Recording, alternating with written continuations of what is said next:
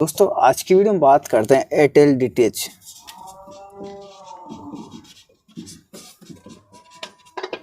कि हम Airtel DTH कैसे सेट करें और इसकी जो फ्रिक्वेंसी होती है क्या होती है और एलएमबी स्क्रू एंगल क्या होता है।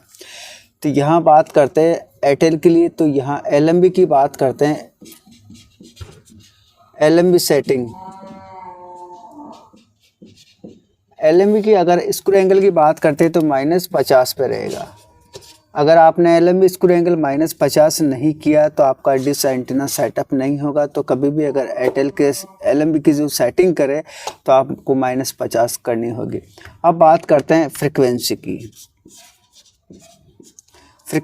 यानी फ्रिक्वेंसी को हम यहाँ FR लिख लेते हैं।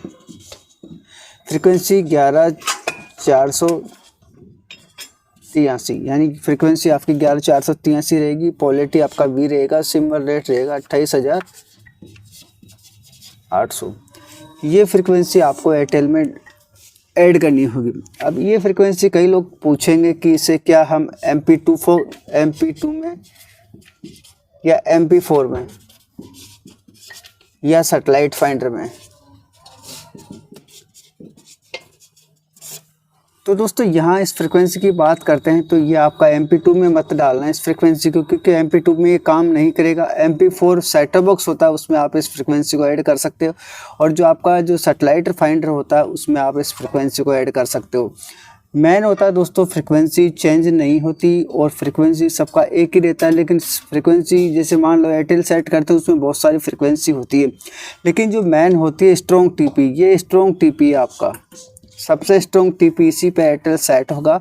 और जो मैंने आपको सेटिंग बताई एलएमबी सेटिंग -50 आपको करनी है। ये आपका MP2 सेटअप बॉक्स में मत डालना, MP4 में ही डालना। आपके पास सैटेलाइट फाइंडर है तो सैटेलाइट फाइंडर में आप इसे ऐड कर सकते हैं। तो ये जो मैंने आपको एयरटेल का बताया है, अगर आप एयरटेल सेट करने जा रहे हो तो आपको ये चीज़ें नोटिस पहले कर लीजिए और एयरटेल आराम से आसानी से सेट होगा।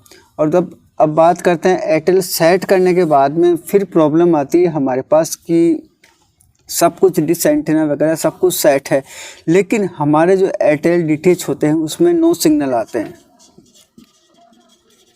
नो सिग्नल आ रहे हैं। तो उसका क्या रीज़न, तो ये वाला तो आपका फ्रिक्वेंसी का हो गया। अब मैं आपको जो नो सिग्नल आता है उसका जो सॉल्यूशन है वो मैं आपको बता रहा हूँ कि अगर आपके जो सेटअप बॉक्स में सिग्नल सही करने के बाद में भी अगर नो सिग्नल आता है तो फिर आपको क्या क्या करना होगा। अब लेते हैं दोस्तों, जब हम डिश की सिग्नल सेटिंग करने के बाद में हमारी डिश में अगर नो सिग्नल आते तो ये हमारा डिश एंटीना होता है।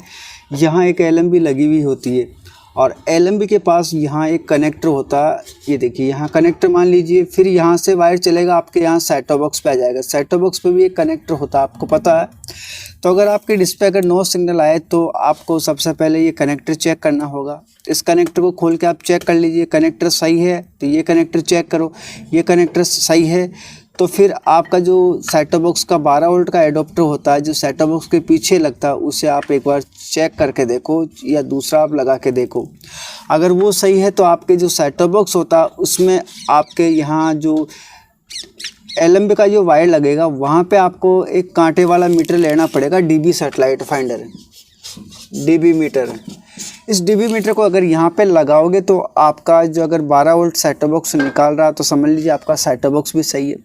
अगर यहाँ आपका सेटअप बॉक्स सही है तो फिर लास्ट ऑप्शन बचा आपके पास वायर को आपको चेक करना होगा कहीं से वायर डैमेज तो नहीं है। अगर वायर कहीं से भी डैमेज होगा या कोई गिलेरी या चूहे ने काट दिया होगा तो आपके यहाँ नो सिग्नल ही आएगा, क्योंकि आपका मीटर में पूरा दिखाएगा लेकिन यहाँ पे भी नो सिग्नल आएगा।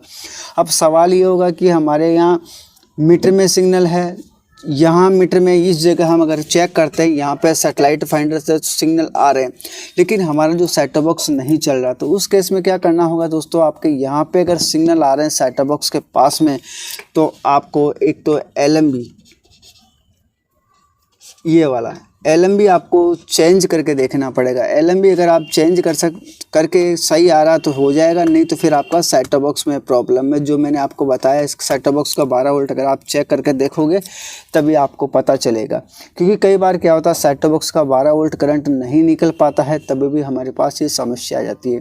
तो दोस्तों एयरटेल की जो पूरी समस्या थी A to Z जो आपके सिग्नल सेटिंग में आने वाली प्रॉब्लम थी, ये सारी प्रॉब्लम दोस्तों मैंने इस वीडियो में बताई है। अगर आप एयरटेल के डिश एंटीना सेट कर रहे हो और आपके पास कोई भी प्रॉब्लम आती है, तो अगर आप इस तरह से एयरटेल का पूरा चेकअप कर लोगे, फ्रिक्वेंसी से लेके डिश से लेके LMB से, वायर से, सेट टॉप बॉक्स से, एडाप्टर से, तो आपके सारी समस्या का प्रॉब्लम सॉल्व हो सकता है। तो अगर दोस्तों ये वीडियो आपको पसंद आया तो इसे दोस्तों के साथ शेयर करो, लाइक करो। दोस्तों चैनल को सब्सक्राइब करना जरूर ना भूलें, ताकि आने वाली वीडियो और अपडेट की जानकारी आपको मिले। अगर दोस्तों इस वीडियो में आपको कुछ पूछना, कुछ आपके सवाल हैं, तो मुझे कमेंट कर देना, मैं आपकी पूरी हेल्प करूँगा।